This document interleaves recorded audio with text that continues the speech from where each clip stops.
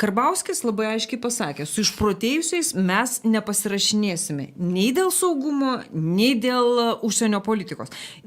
Akivaizdžiai, tas jau tai jau nebėra pasišaipimas. Tai jau yra diagnozė, todėl kad jie neadekvatus yra situacijai. Tai svarbiausia, kad tas parlamentinių partijų susitarimas dėl užsienio ir saugumo politikos 2026-2028 metais, jisai iš tikrųjų pirmiausia rodo, kad mes nieko nepasimokom iš savo klaidų. Ne tik nepripažįstam klaidų, kad suklydom, pavyzdžiui, tai yra natūralu šiam sudėtingam pasaulyje ir taip toliau. Bet mes toliau jas atkakliai kartojam. Tai aišku, pirmiausia tai, kad ir sukėlė reakcija ir opozicijos, tai, kad jau įvedė Kinija, kuri nepradėjo dar karo, yra statoma į vieną gretą, vieną porą su Rusija, kuri kariauja, kad tai yra vienoda kelia grėsmę pasaulio tvarkai, kaip dvi totalitarinės valstybės, tai be abejo totalitarinė valstybė, tačiau ir po to lyg tai nieko toliau. Toks yra šizofreniškas tekstas. Toliau kalbama apie konstruktyvius santykius su Kinijos liaudies Respublika.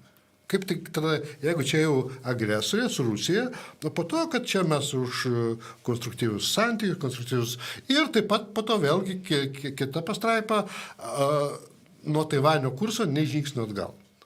Ir jie nori, kad visi pasirašytų šitą marazmą. Taip. Tai pirmiausia, aišku, tai iš karto visas pasaulis, kad bando tą ašį sulaukti, kad neįvyktų Kinijos, Rusijos, kad ta sąjunga neįvyktų, nes iš tikrųjų tai būtų didžiulė grėsmė pasaulio, jeigu jie susivienys, nors Kinai visuomet turi savo požiūrį, nors ir komunistai, tačiau jie visuomet skiriasi nuo rusų komunistų.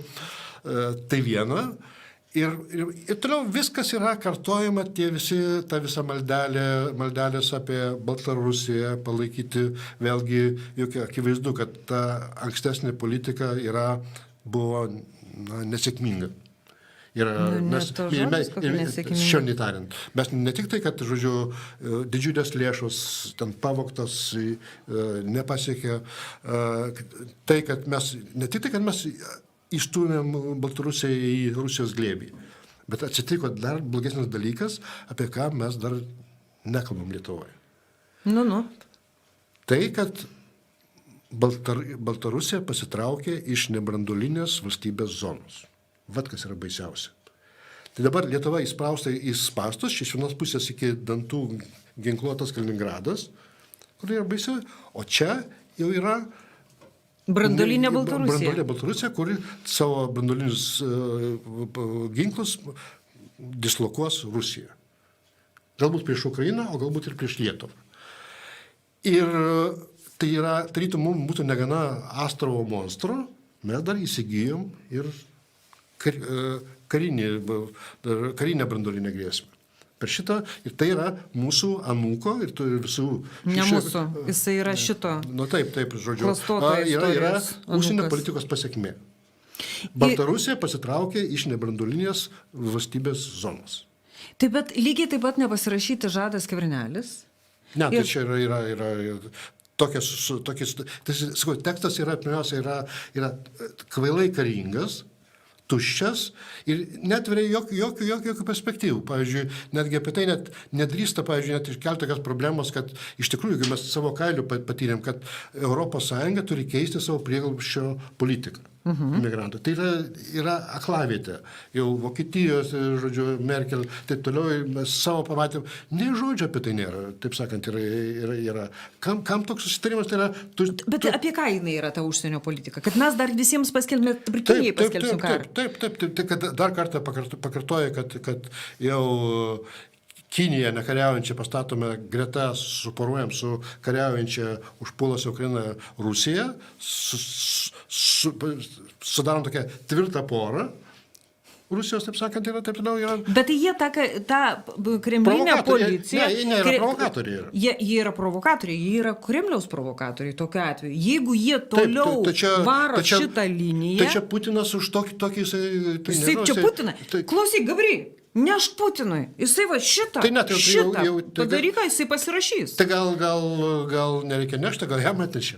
Gal jam atnešė, bet tai reikia pasakyti, reikia pasižiūrėti ant dokumento, gal meta duomenys parodys. Susitarimo preambuliai pačioje yra, aš perskaičiau, pasibaisėjau, kad tai yra pilamas malūnas.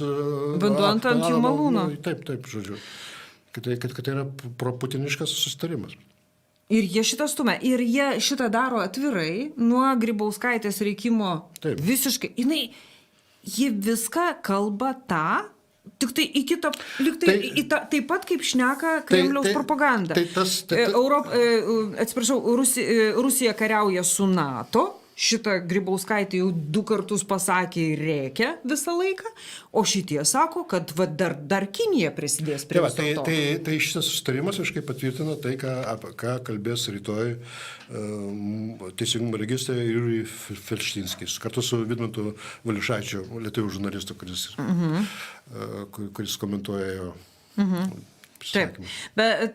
Ir tarp kitko, kalbant apie šitą visą Kinijos dalyką, tai reikia Davose, ne, ten, kur Nausėda sėdi, ne, atvažiuoja Kissingeris, jam 98 metai didukui.